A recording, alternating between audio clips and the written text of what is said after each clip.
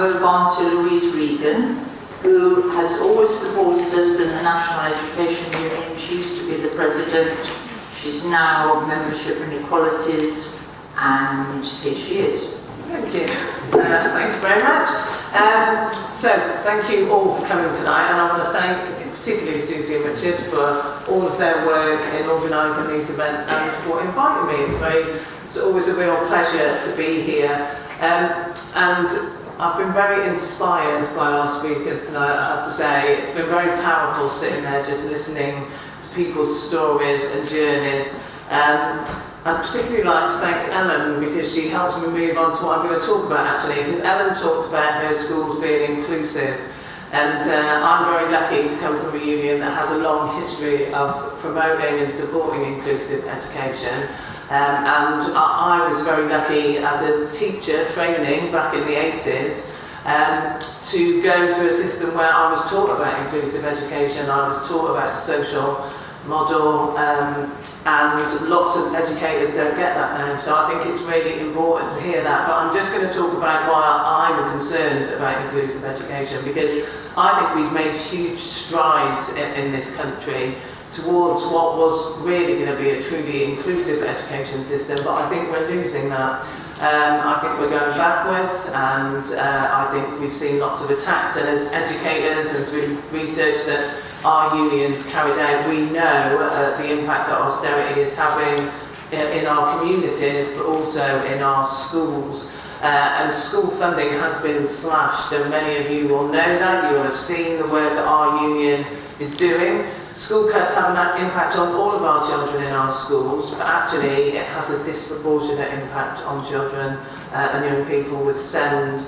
And SEND funding to support children with special educational needs and disabilities has been massively attacked. It's been decimated, I think it is true to say. And that is having a devastating impact on children and young people who aren't getting the right support that they need. There's increasing numbers of children who aren't in school, actually, let alone getting support in school, or are on part-time contracts.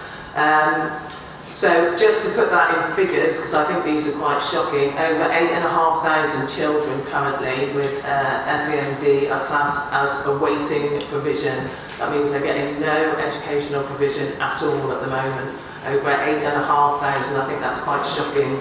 More than 1 million children with special educational needs don't have adequate funding to help them access the education that they are entitled to. And there is a £1 billion funding shortfall in that block of funding just for children with special educational needs and disabilities. And that is why our union has been putting school funding and SEND funding at the heart of what we're doing. And you know, Susie's referred to the fact that we're in purdah. We are in purdah, but our union is quite rightly speaking out during this general election on the issue of school funding cuts, and we will continue to do that. We're not affiliated to any political party, but we will be calling on all parties to state what they will be doing around cuts to our education funding if elected, and we will be telling people what they are telling us. And we want you to think about that. And actually there's a very good leaflet at the back actually about disability cuts and what people are saying, and people should take that away and read it as well. I think having the right to vote is a very important right, and we should use that wisely.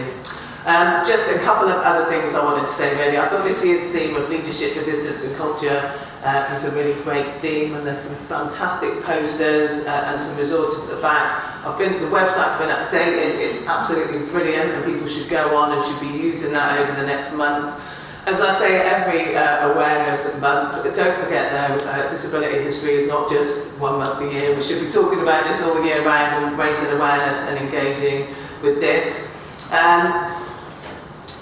Susie said something to me earlier on about when I came in about somebody not being here, and I said we don't need other people here. We've got inspiring leaders in this room, you know, and I'm sat with 2 inspiring people at this top table here. I'm very lucky. I've had inspiring leaders in my union. Richard particularly has always been a fantastic advocate for the disabled people's movement and has taught me so much over the many years that I've known him.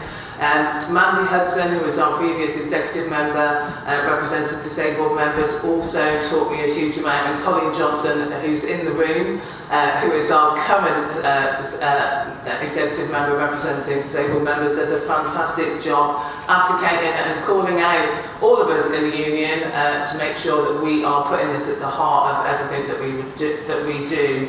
And the final thing I'll say is that one of the posters is about the Direct Action, Dan, the Direct Action Network, and when I was in my early years of teaching, that campaign group was doing fantastic work, and there was a very active group in Nottingham where I came from actually, and I was always very inspired by what they did, and it's worth reading the poster.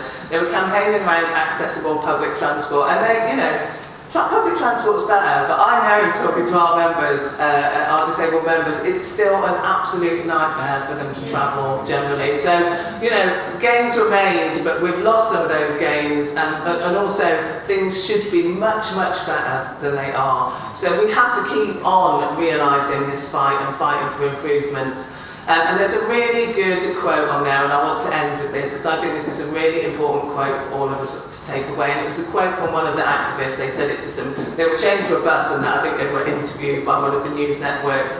And the person said, "I'm not here to make a point, I'm here to make a difference." So what I say to all of you is go away tonight and make a difference, because that's what we need to do. Thank you.